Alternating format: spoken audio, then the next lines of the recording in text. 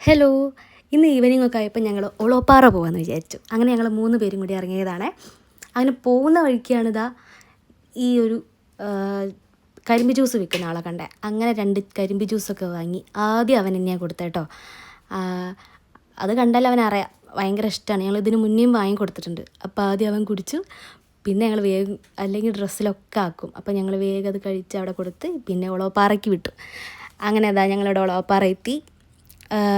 Boat service കാര്യങ്ങളൊക്കെ കഴിഞ്ഞിട്ടുണ്ടായിരുന്നു കേട്ടോ. ഒരുപാട് ലേറ്റായി എത്തുമ്പം.